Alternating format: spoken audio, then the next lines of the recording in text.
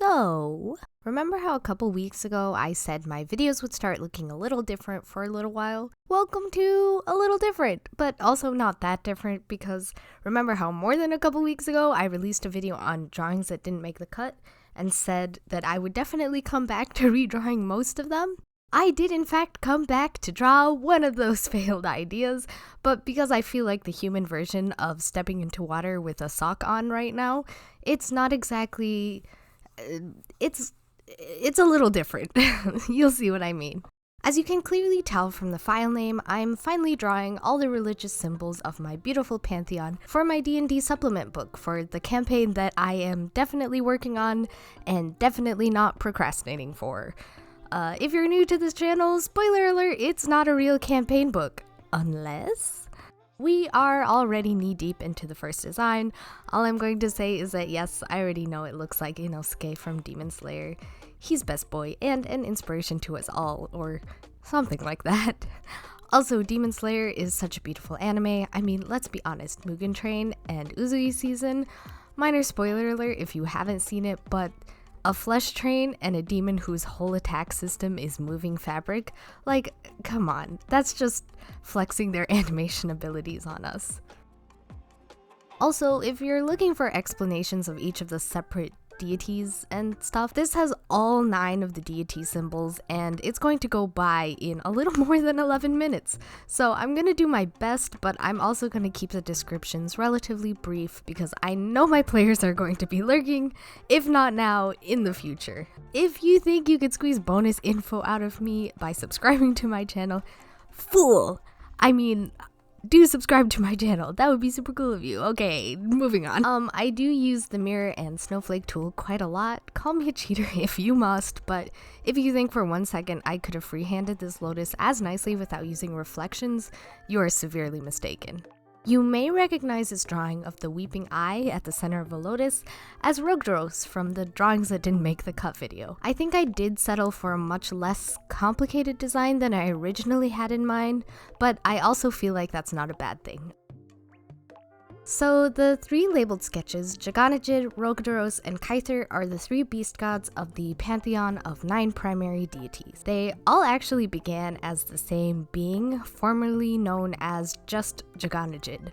But Rugteros is the 3rd eye that was carved out of the beast's forehead, hence the bleeding spiral, and Kyther is obviously the winged lion body that used to belong to Jaganajid. So yeah, fun-ish facts, I guess. So actually, this antler design was originally supposed to have more involved, but I really like the simple design as it was. This symbol belongs to Sithamoris, wife to the Dawnwalker, who the hourglass symbol belongs to. She and the Dawnwalker are sort of the head deities. Think of them as Zeus and Hera, but less D-baggy, backstabby, but equally as irresponsible and distant when it comes to raising children. So here I'm trying my darndest to draw a skull for a Naturat symbol and struggling. Which is weird because I draw a lot of people and heads, and in fact skulls are often one of my go-to doodle topics, so I don't know why I was having such a brain fart trying to draw a skull. I think it was because I was going for the full profile view when I usually do 3/4 skull views. Also, yes, I referenced the Great Wave off Kanagawa. I know a lot of people like the piece. I too am a lover of the picture of the big splashy water. So here's another skull. This time a dragon skull, again, not at the 3/4 view, so you know, more fun times with making my way around a skull I don't know so well. This symbol belongs to Valdrak. Typically, this dragon skull will be displayed on a red background, like on a banner. Valdrak is the goddess of war and order, but war and order in such a way that values battle, competition, and conquest. I make this distinction because, as you see, for the next symbol, I draw pretty much directly over the skull for the symbol of Valdresa, Valdrak's sister. Also a goddess of war and order, but in a way that values law, justice, and strategy or tactics. So yeah, this creates a very fun dynamic when people decide to choose patron deities, if they become clerics or warlocks or whatnot. So instead of rendering, I chose to go with just line art to make it look like someone has written these symbols on parchment. But before I get too far into that, I've actually forgotten to draw one symbol. As you see here, there are only 8 symbols, which on multiple occasions I have mentioned 9, so I moved the symbols around a little to make room for one more. How could I forget her, Sarept, who actually was one of the first deities that I had created, I think.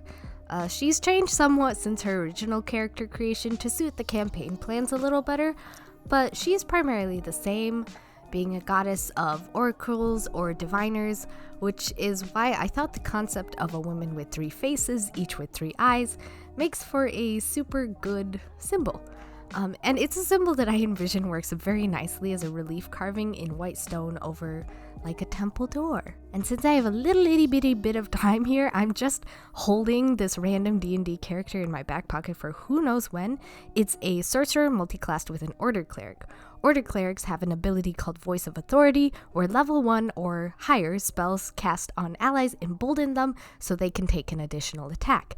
Now mix that with the spell splitting ability that you get at sorcery level 2 and cleric level 1, and you can spell split Healing Word onto your monk friend and your fighter friend, and pop, they have more hit points and can deal an additional attack.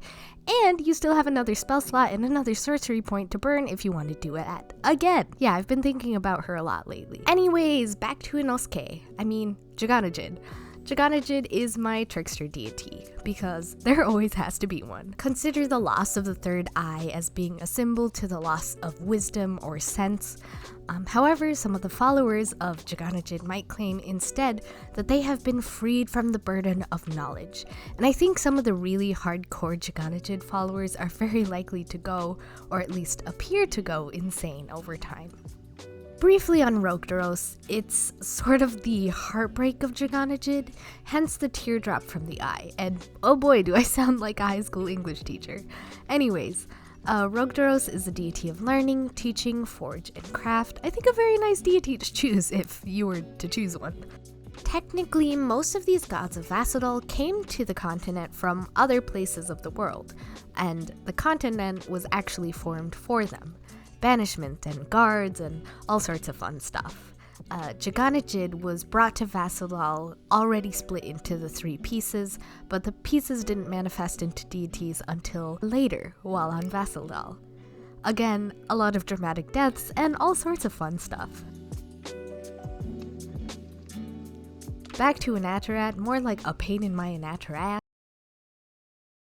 Anatarat is also obligatory goddess of death, but also of the oceans and the storms, so a lot of the societies living on the islands that are separate from the mainland will worship her. I do think it's very important to note that while she's the goddess of death, she is much more associated with nature, fate, and rebirth or reincarnation. There are a lot of tiny details on this symbol, but it's probably one of my favorites. I would like to someday make it into a t-shirt. Actually, a lot of the designs would suit t-shirts or sticker sheets. Maybe someday I can make some larger, more detailed files and upload the designs to Redbubble. I mean, I very much want to open a shop someday, like Psychic Circle Oddities, minus the occult items, because I don't think I'm qualified to do that as somebody who is definitely probably not a witch. But I mean, I could sell cult t-shirts for my imaginary religions. Kyther, honestly, is probably one of my least favorite designs out of all of them. First of all, animals, not my strong suit. Second, there's only so much detail I could put on any of this without making it look weird and unbalanced. Also, a lion's head is kind of its crowning glory, and when you take it off, it's like, meh.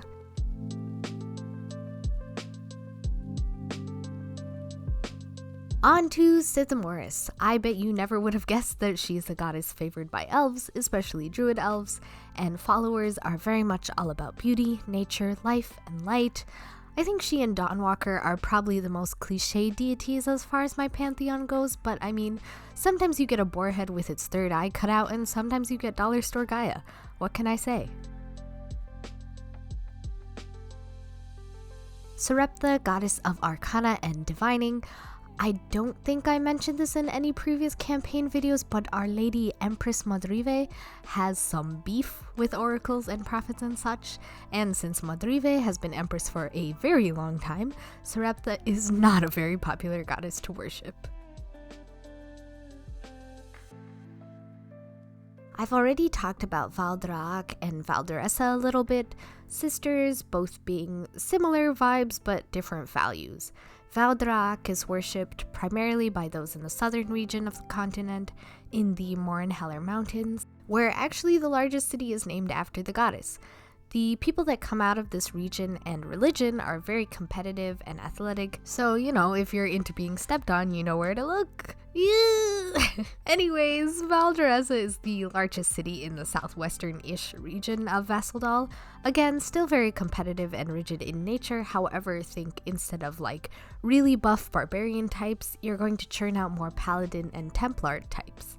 Honestly, I just think making the line between paladin and barbarian very thin is extremely enjoyable, and also not forcing barbarian players to just be mindless Hulk smash characters is a nice thing to do. I do want to say that the symbols do not necessarily represent the likeness of the deity, so neither Valderessa nor Valdrak are actually dragons, although I very much like the idea of a weeping eye in the center of a celestial lotus, biblically accurate angel adjacent, and I like that in a religious concept. Have I overwhelmed you yet?